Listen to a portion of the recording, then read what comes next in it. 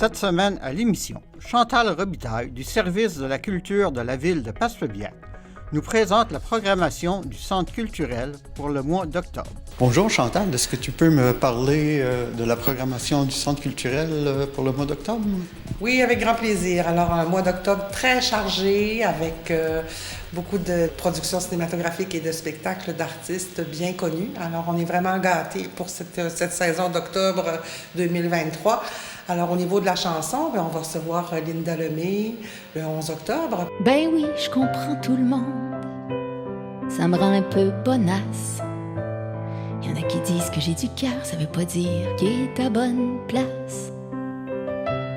Je l'aime longtemps, le monde, puis je suis pas rancunière. J'ai de la misère à avoir peur, même des méchants qui aiment la guerre. Je le trouve correct, le monde, même quand il me tape dessus. Je me dis que c'est parce que le pauvre monde a pas eu la chance que j'ai eue. Puis je lui pardonne au monde, même quand il continue. On a Rosalie Vaillancourt aussi qui vient avec un spectacle d'humour.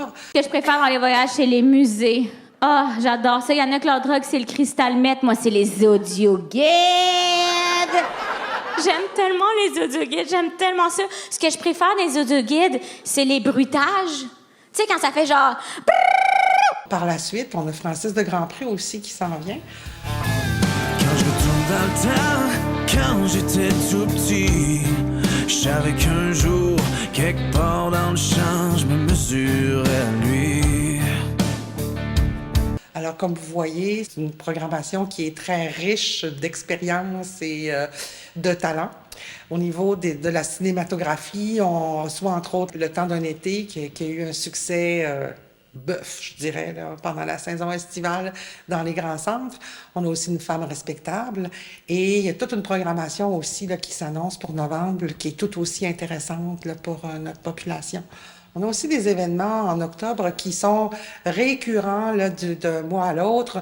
On pense entre autres à Cap sur les aînés, qui est en fait, c'est issu d'un comité de citoyens et citoyennes de Passepébiac suite à des consultations qui avaient été faites pour les aînés, pour la politique par rapport aux aînés. Alors, comme la ville de Passepébiac est une municipalité amie des aînés, une municipalité reconnue, certifiée MADA, alors, suite aux recommandations puis aux commentaires des gens pendant ces rencontres-là, alors a été mis en place des rencontres qu'on appelle Cap sur les aînés, qui ont lieu une fois par mois. C'est tout à fait gratuit. Et on y traite toujours de 2 ou 3 sujets avec des personnes ressources professionnelles qui répondent aux questions et informent la population sur l'ensemble des services et des trucs et conseils là, pour les personnes de 55 ans et plus. On a aussi Michel Larouche, artiste art visuel de Passepébiac, qui va faire sa dernière causerie au mois d'octobre. Alors, c'est la 7e, il y en avait une par mois, où on demande à la population de se joindre à nous pour échanger, pour discuter, pour apporter des photos ou des objets qui représentent un métier ancien dont la thématique est déterminée chaque mois. Alors, on va terminer avec la rencontre concernant les femmes dans le milieu des pêches. Alors, évidemment, toute la population est invitée à se joindre à nous pour nous raconter des histoires, des anecdotes concernant cette thématique-là et d'apporter des photos, des articles de journaux, des objets, etc., qui permettront à l'artiste de se nourrir pour créer la toute dernière œuvre, la 7e. Et plus tard, en début d'an prochain, on aura l'opportunité de montrer ce beau travail-là à l'ensemble de notre population lors d'un vernissage qui sera annoncé prochainement. Dans le cadre de la politique culturelle de la ville de Passepébiac, évidemment, il y a plusieurs interventions qui ont été faites ou qui sont en cours de réalisation sur le territoire qui mettent en valeur notre patrimoine. Bon, on le sait, le patrimoine, il y a du matériel, il y a du mobilier, etc. Cette fois-ci, on a choisi, avec Chronique de faits d'hier, de mettre la lumière sur les faits divers, c'est-à-dire l'inexpliqué, l'inexplicable et ou le non vérifiable.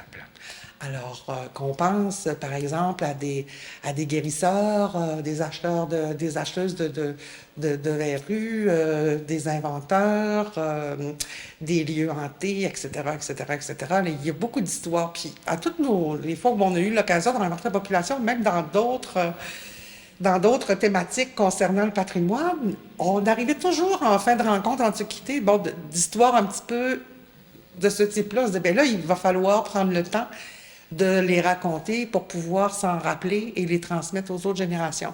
Alors, on a choisi Patrick Dubois, qui est un conteur bien connu dans la baie des Chaleurs, qui a un talent vraiment singulier pour raconter, mais aussi pour aller chercher, échanger, pour avoir les histoires et tout ça.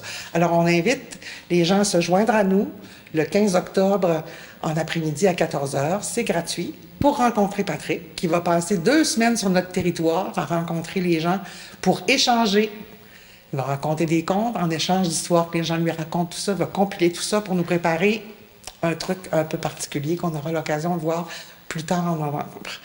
Alors, il fera quelques petits contes de son cru et il y aura aussi des échanges avec les gens qui sont sur place, tout ça pour commencer à organiser son trajet là, des 2 semaines chez nous pour rencontrer la population, pour se faire raconter des histoires.